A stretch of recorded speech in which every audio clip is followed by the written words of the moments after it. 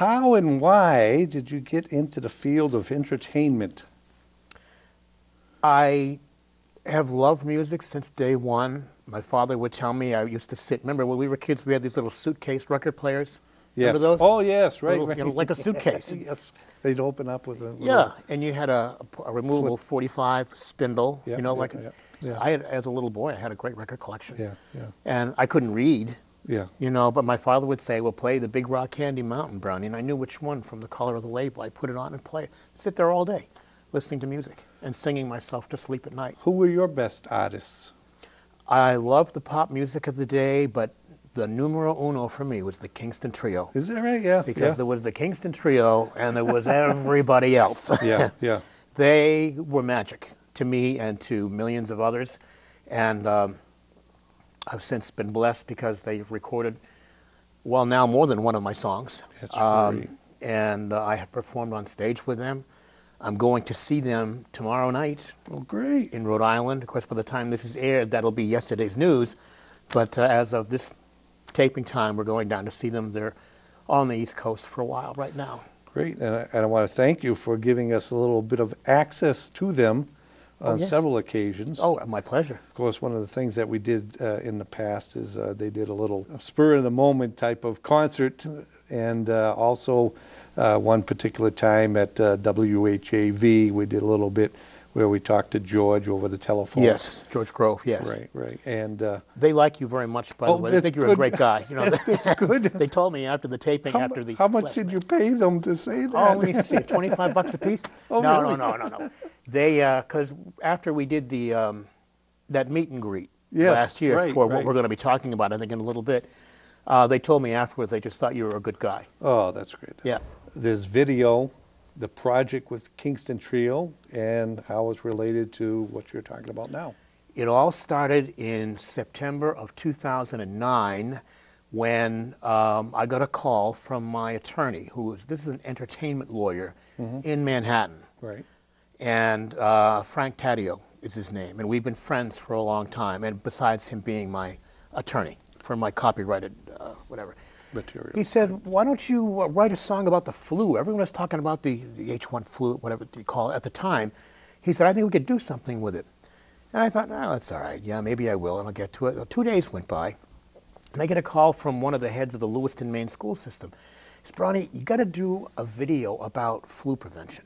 And there's 2 in 2 days. That night on Craigslist, I saw, anybody want to make a music video? That was 3, and I thought, oh, that's it, I'm in. Well, the idea grew. I hooked up with this fellow in Connecticut who had put the ad on Craigslist, and we were going to do a one-song video about washing your hands. Yeah. And I told my friend, the lawyer, and he says, Brownie, let's think outside the box here a little bit. Let's make something bigger.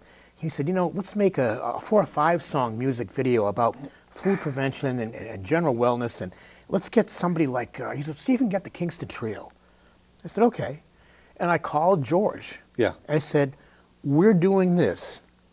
Would you think that this is a direction the Kingston Trio might like to try? And this would introduce the Kingston Trio to a whole new audience. So George spoke to Bob Shane, who is the owner of the trio and the only surviving original member.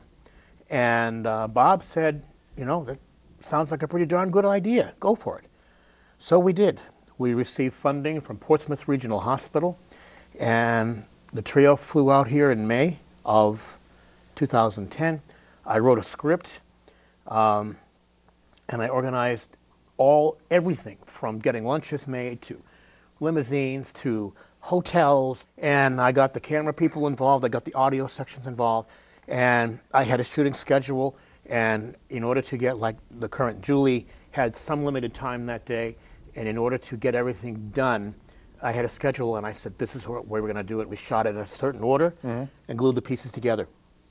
The host, head videographer, and editor of the program is Tom Gard, who is Dave Gard of the original Kingston Trio's son. Right, right. Tom is a carbon copy of his father. Oh, that's good. It's amazing, both visually and mannerisms, you know, and one of the nicest people you'll ever meet in a million years. Just a true gentleman and a very, very good friend. He did a great job with this, pulling the pieces, you know, editing and re-editing and rendering and re-rendering. And we added and we subtracted, and we made one version, and we sat back and looked at it and said, "Man, you know, it's good, but there's something missing. What are we missing?" And we had to figure out what it was. And we finally decided that what we needed was a host.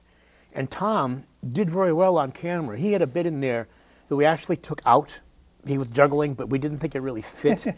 And but we put him back in, doing a little bit of juggling, and we put him in as a host, introducing various segments of the show. And it just kind of glued it all together. Yeah. And he looked great on camera, and he handled it very well. Excellent, excellent.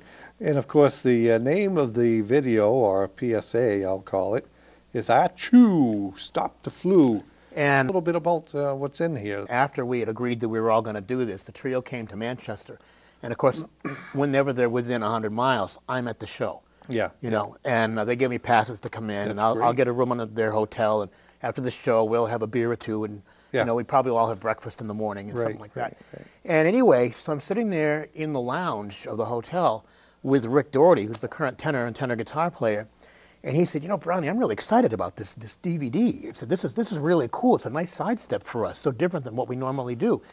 He said, "I had an idea for a song called Achoo, Stop the Flu." And I said, "That sounds great. It could be a nice title, too." Yeah, yeah. And he sang a little bit of it, and I said, "That's great. Do you want to collaborate?" And he said, "Sure." Great. So I wrote one of the verses and gave it to him. He said, "I love it." So we had a song. Yeah. And then we had the Wash Your Hands song, which was basically done, which we had done with somebody else. Then we had, let's see, the trio did Read the Label. And I took a song that Giselle Gans, Giselle Mack now, who was a Julie in the Julie and Brownie show for 3 years, and I wrote together called Read the Label, sent it out to Rick at his house, and he played with it and, you know, messed with it and turned it into a real sort of early Kingston Trio sounding song. Yeah. And so we used that. I see Onions for Lunch, which is one of the songs that you've performed with Julie and Brownie in the past as well. Onions for Lunch was used because onions are good for you. Onions are very good for you, good for your blood pressure. They have a lot of goodness in them. But the trio is still actively performing all over the country and parts of the world. It consists of George Grove, Bill Zorn, who was a member of the new Kingston Trio when the original group broke up before Bob bought the name and dropped the new, and Rick Dougherty, who is a wonderful singer as well. He was a limelighter among his other musical endeavors. To us, anyway. Yeah. So what we have in the trio now are 3 marvelous musicians and singers, all trained singers.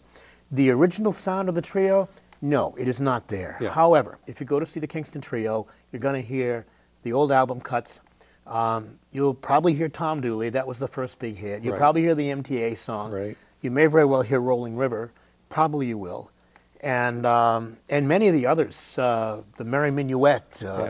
Well, like I said, when I went to that little get-together and they did that impromptu concert or whatever, they did a great job. It was a great sound. They have a great sound and a lot of layers to it. They do. So they do. And when Julie and I joined them to sing, of course, that's a second baritone, and she's got a 5-octave range, so she goes right up to the roof of the soprano. So it's quite an expansion, because I took their version of Rolling River and just added 2 harmony parts for the finale. So that last note explodes in 5 parts. Great. Yeah. Great.